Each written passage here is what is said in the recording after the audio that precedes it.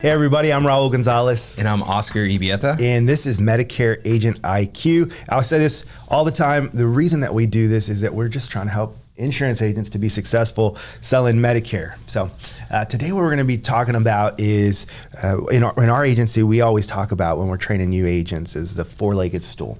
And what it is really just kind of making sure that you can diversify your sales pipeline so that way there's multiple places where you're getting sales. And so hopefully in the future, you start taking some time away from work, you still got those referrals coming in because you're putting in a lot of work and working on that stool.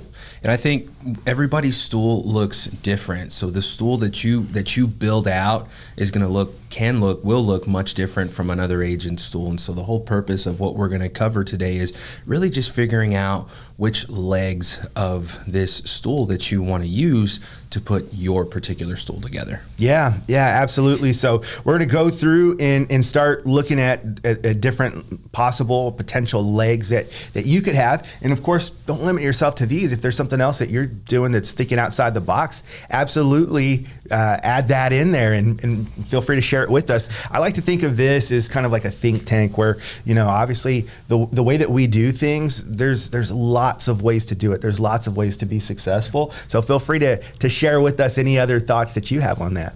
So the first one that I want to talk about is networking and networking groups, right? So there's local meetups, small business meetups that you could network in where you could just go and it's a happy hour. And so you're getting together with other folks that are professionals. Maybe they work in a different industry. Maybe they work in a similar industry. And the idea behind that is to go out and create some relationships. You're really good at that, right? I feel like I am, and you've always said that that's been one of my strengths. But one important thing to know about networking is don't expect to go into one of these networking groups and just to immediately start generating referrals, because when you're out there and you're building relationships, sometimes these things can take time. Now, granted, there will be times where you're going to go and you'll build an immediate relationship. You'll find somebody who needs that Medicare agent and you're there to fill that for them. But the reality is a lot of times you're having to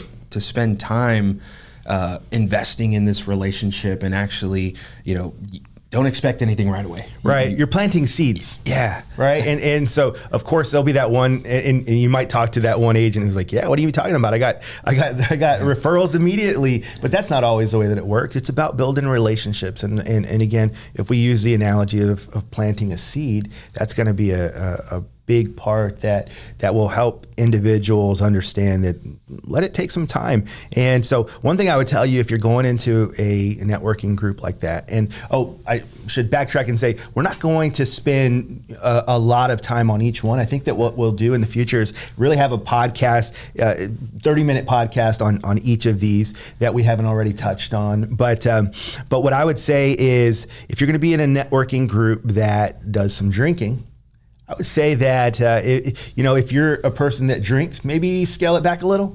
Like you don't want to be the guy that's at the networking group and then you drink one too many and making inappropriate jokes or just kind of like understand that even though you're there and it's after hours, it's networking, that you're always kind of, you're working on an impression of everyone of how professional that you really are, right? Yeah. And so a real judge of how professional you are is how well you can handle having a drink and not acting kind of childish, right? We've seen it, right? We've seen those individuals, and no judgment here. Everybody, I understand everybody. If you feel free to have a drink, but do your best to control that if you're going to be there to network for business. So and maintain these relationships. We always talk about creating relationships.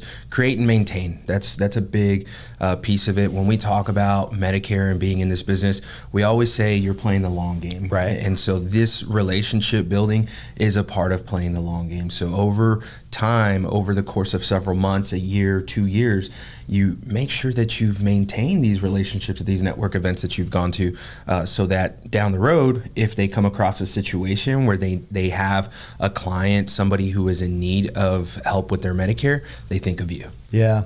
There's one other group. It's called B&I. I'm a big fan of it.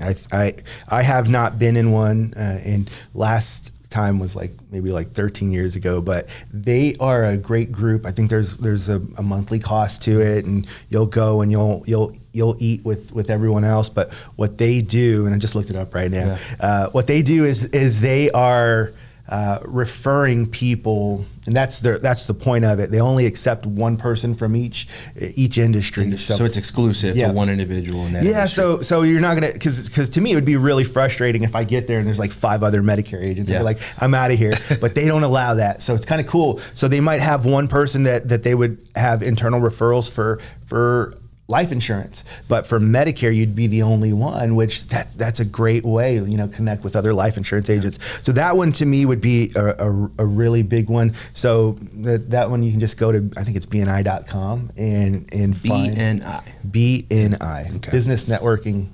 I just looked it up and then I just put it away. So on to the next one.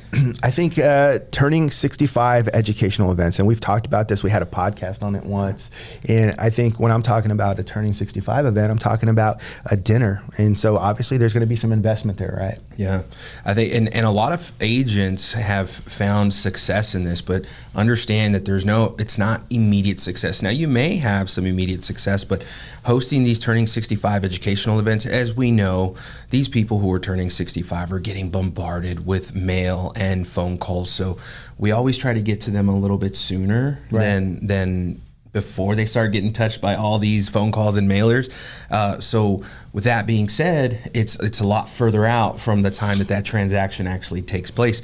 But you mentioned it, you said it earlier, you're planting that seed. So if you choose to do turning 65 educational events, understand it's going to be a little bit further out before you can harvest that, and make sure that you stay in touch with these individuals throughout. If somebody's turning 65 8 months from now and you meet them at this educational event that you host, don't forget about them and then reach out to them 5 months from now. You've got to make sure that you're talking to them maybe on a monthly basis, and so that way they don't forget about you, because they're going to start getting bombarded with calls.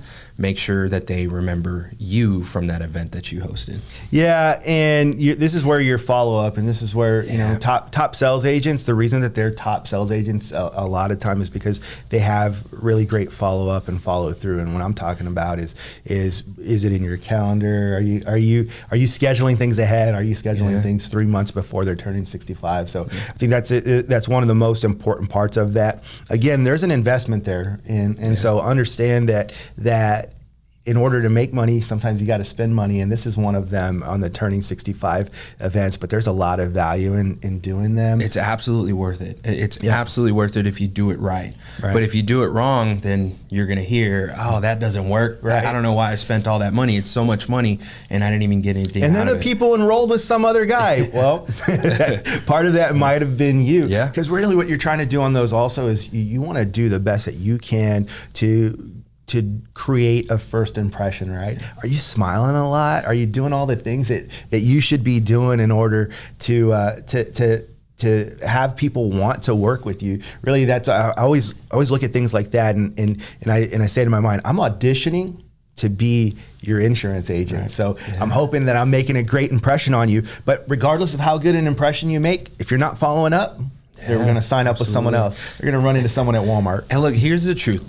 We've learned these lessons the hard way. I know I have. And so a lot of the stuff that we share with you, it's stuff that we've learned through experience, and we've learned the lessons the hard way. I've met somebody who's turning 65 8 months from now. Hit it off. I thought it was a sure thing, and then I reach out to them.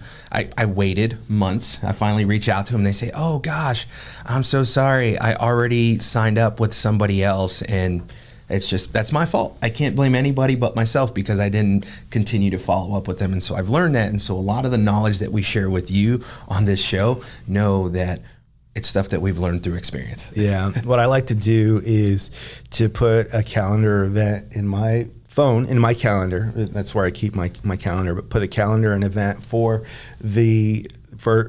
about 5 months initially. Like if they told me they're going to be turning 65 in 8 months, I want to put it out for 5 months ahead of time and get back in contact with them, and then do everything I can to actually have an appointment set for 3 months from the time that they turn 65. Mm-hmm.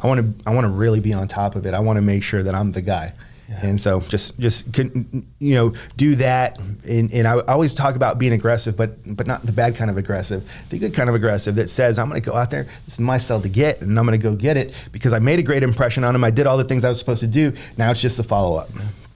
So let's talk about the next one, which is client referrals. I think that is that's your biggest opportunity. And that was one of your strengths when before you started this agency, you were, so for those who don't know, Raul was a captive agent with a large carrier, was Humana. Yeah. And Raul usually led in one of the categories was like self-generated business. Yeah. And so I learned a lot from you in getting those client referrals. So I'm going to let you take the floor on this one. Yeah, it's funny. I wasn't getting a lot of leads. Thanks, Humana. So I wasn't getting a lot of leads, and I always continued to produce, but really wasn't getting a whole lot of support in that way. So I really decided that in order to continue to be successful, that I had to really figure out how to generate referrals. And so I did in my opinion, a great job of what you do is you set that kind of foundation at the beginning of your presentation that I'm looking for referrals. And so you could say something like, hey, I'm going to go through this summary of benefits. By the way, and remember, you have to say which where it's available. Yeah, which counties that the plan is available in. So I always would say, look, this plan is available in this county, this county, this county, this county, and this county. The reason I tell you that is, one, I want you to know if you ever move to that area that you'd be able to continue on this plan. But the other reason is, if you happen to know someone else who lives in one of those counties, I can help them. I can help your other friends. And so I would always kind of start that way. And all throughout the presentation, when I'm doing a presentation, I'm going to start saying things like, as I go through this presentation, would you do me a favor and kind of maybe think about other friends or family that you know who are going to be turning 65 soon that I might be able to help? So again, just kind of dropping these little seeds, right? Or breadcrumbs, right? So these breadcrumbs that lead to a referral. It's not aggressive. No. It's very subtle. Yeah, and it's really just kind of planting those seeds. And so there's nothing that I do that I would, because I always look at things as like, how would I do things with my own grandmother, right? There's nothing here that I do that I'd be like upset if I found out that someone was talking to my grandmother that way. Man, I'm all about it. Hey, at the end of it, I'm like, I want you to know I'm going to do everything I can to be the best possible agent for you. I'm going to be here to support you, and I want to be the first call that you make anytime you have any questions. And that being said, I'm hoping that you have other friends or family that you would love to get that kind of quality of service, right? And so if I can put that out there, a lot of times I'm getting them so excited, not about the plan, which the plan is good too, but about the service that I'm going to deliver, that they go and tell people. Funny story. And as I'm starting to look at our clock and to see where we're at here, this is going to be a two-week, two-part. We're going to continue going through, because there's just so many things that we can chat about. So we'll do the same thing next week. But with regard to those client referrals, I lost where I was. Sorry.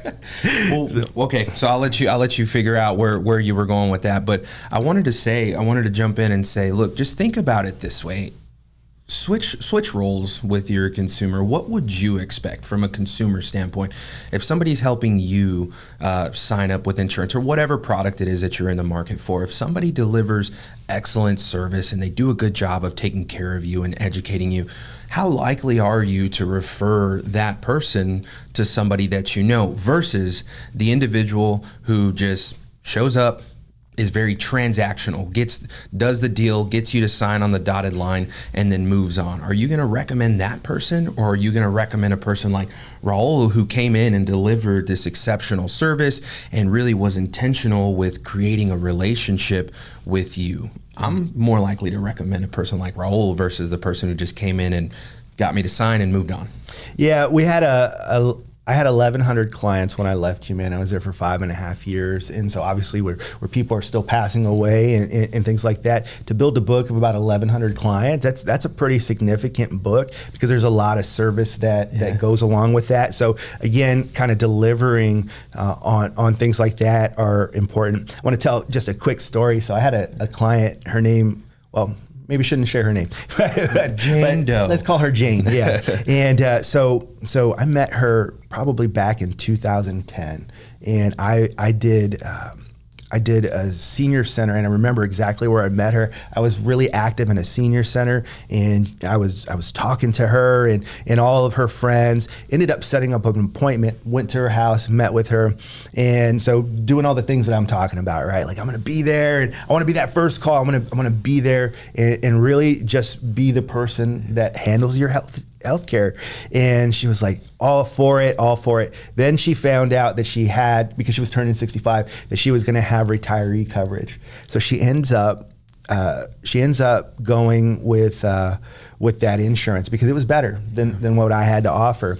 But she probably gave me more referrals than anyone else before. She was giving referrals constantly. And this last AEP, I was on a TV commercial, and she saw me, and she called and asked to speak with me.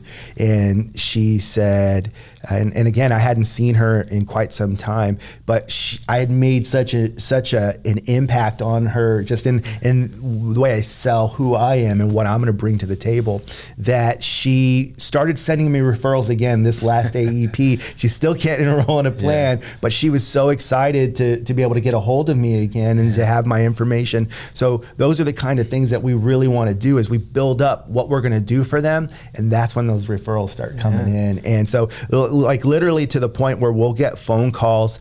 We'll get phone calls, 20 minutes after you leave an appointment, and if you've built it up so well, you're going to get those referrals. So absolutely spend time learning how to do that. And if you haven't, we did a podcast on it once. I read a book called How to Win Friends and Influence People that really kind of helped me helped me to understand how to get other people to like me. It's like an 80-year-old book, and but those principles still stand today. And getting people to like you, want to engage with you, and ultimately refer you to other people. Yeah, don't be transactional. Create that relationship, and that's going to lead to client referrals. Yeah. Hey, let's talk. The next one would be provider relationships, and we talk about this a lot. But one of those stools or the leg stool, legs of your stool, it would probably, I would say, unless you're really, really good at other things, I would probably put this somewhere in there. And we do know agents that have no relationships with doctors or dentists, and I respect that. If that's something that is that's the way you want to do it, absolutely. I know of an agent, and he's part of Oscar's team, and I don't think I think he just recently started trying to do provider relationships. But he's been so good with other things that he hasn't had to. But the way that I look at things is kind of thinking big pictures. When I want to take my foot off of the gas, and I want to go into cruise control, that I'm going to have parts of my leg stool that still work, that I don't have to go out there and put in a lot of work. And I think that's why provider relationships are so important. So one of our top agents that we've had for years and years, she's actually decided recently to stop selling and to go to law school, which I think is a really cool thing to do. So she's decided that she's stepping away. And so she actually hired an employee who is doing, kind of keeping up with her book to kind of keep everything active, right? She has a large book.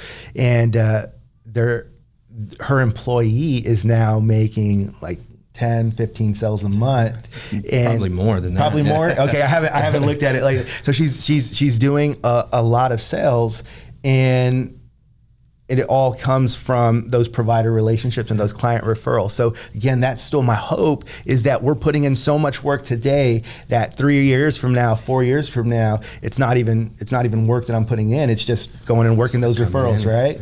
Yeah. So provider relationships, go out there, create relationships with doctors, with dentists, other healthcare providers.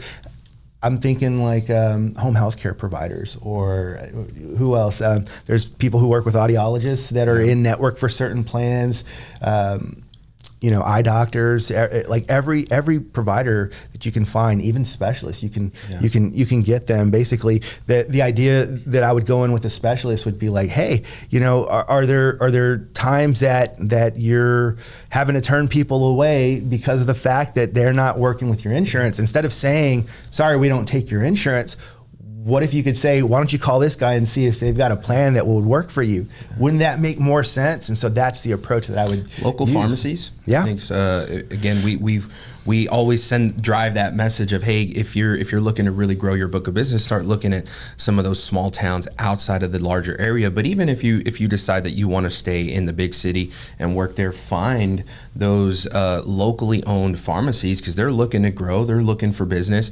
And so go in there, try to create the relationship. Say, hey, do you have any clients who ever come in and they're talking about how their copays are too expensive? Just last week we talked about last minute AEP prep. You might be able to go in and find some of these pharmacies and say, hey, look, AEP's around the corner. If you have any people who are struggling with their copays or complaining about prices, if you hear that, have them reach out to me, because it's the time of year for them to actually go ahead and make changes or shop other plans, because these plans change from one year to the next. All these relationships that you're building, whether it's a pharmacy, a dentist, anybody that you're looking to partner with, make sure you let them know, hey, look, these plans are changing. They change from one year to the next. So it's always important for these members to take the time to say, let me see what my plan's looking like for next year. And see if it's changing for the better, if it's going backwards. Yeah. Have them reach out to you and say, look, let me see what my options are going into the next year, and see if there's something that makes more sense. Yeah, and one of the things that the way that I would approach that with the pharmacy is ask them, have you ever run into someone who changed their insurance? They went onto a plan that you're no longer a network for. In that situation, I want you to have them call me instead of saying, sorry, we can't take your insurance anymore, or sorry, go ahead and call an 800 number and get it fixed. Call me, and I'm gonna make sure that we get them enrolled into a plan that you work with. And here's the other part that I want to help you with, and this is what I'm telling the pharmacists. They're small business, right? I'm telling them, hey, look, when someone turns 65, I can be that point of contact for you. I can be the person that is going to come in and is going to help and make sure that you're not going to lose those clients. So I don't want them to go to a plan that you don't accept. So I'm going to make sure that they stay with something that you do. It can also, and I'm just thinking now, it can also be an OEP strategy. Because big one. Because after the new year, you have those people who did make changes to their plans. They go into the pharmacy, surprised that copay that used to be $10 just went up to $50 or whatever the case may be. Have them reach out to me, and we can see. That's why OEP exists. That's the whole reason they brought it back, right? Was for things like that, or you find out that your doctor's no longer a network, or maybe you just didn't get a chance to change during AEP because the holidays just came and went too fast, and you didn't have the time to do it. So that can be AEP strategy, OEP, but then the rest of the year, all year long. And in those first couple of weeks of January, I might even tell them, hey, why don't you let me set up a table? Right, for for the first 3 weeks of January, when those people start coming in and they're telling you, hey, I need to get my prescription, and you're like, sorry, you changed your insurance. Instead of doing that, send them right over there to where I'm going to be sitting. So go in there, and that's the kind of relationships that we want to build. I'm hoping that we're giving people a lot of ideas. They can go out there and drum up business. So on to the next one. I think this is a big one, is for some of our agents, is mail order leads from different lead houses. Okay, so you've got the business reply cards that you can send out, and if you're working with there's a lot of lead houses. Just Google, different lead houses out there. We use one that we trust pretty well. They do a good job, but go out there, find one that's going to send out compliant business reply cards, and then you can call those cards. We've seen a lot of agents who are pretty successful with those, right? We see both sides of it, right? So this part here, some agents will find it super successful and some don't. So we get both sides. It's one or the other. We get agents who say, I love those mailers. They're working really great. Let's order another set. And then the other response we get is, those mailers don't work. Buddy, I feel like it was a waste of money. I got to ask you, who are the agents? Who are the agents that find that it's a waste of money? The agents who aren't willing to work the leads the right way, right? The right way. Yeah. And what we mean by that is you get somebody who responds to one of your BRCs, your business reply cards, and you reach out to them maybe once or twice, maybe one more time.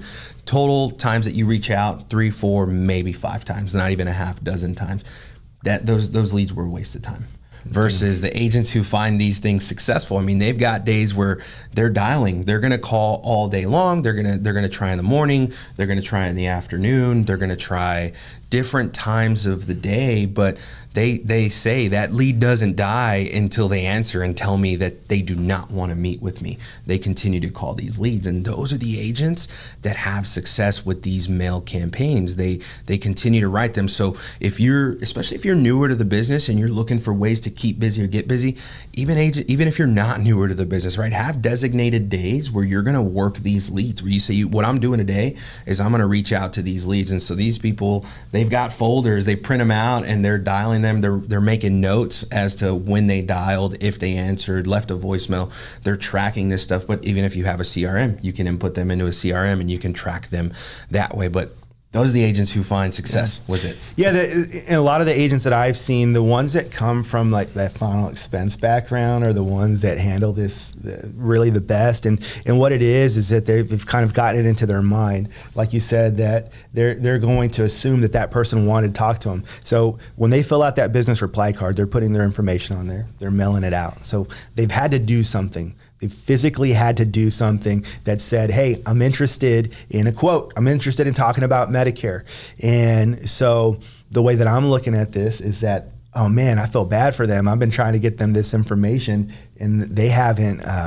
I've been trying to get them this information and I feel so bad that I haven't been able to get a hold of them. I'm going to keep on calling until I'm able to make that happen. And if you have that mindset and understanding that they did request that information and understand that when you finally do get a hold of them, that it's going to be an opportunity. There's some agents that will just call twice and be like, man, those leads were trash. Why did we even do that? And they're like, well, it's the 2 calls. That's the problem. There was I wish I'd seen it. It was from I think from Zig Ziglar, where he talks about that 90% of that 90% of sales are made by 10% of agents. Yeah. And those agents are the ones that are willing to make those calls. Like 90% of agents will call one time, and then it's like a very small percentage that are actually willing to make multiple calls.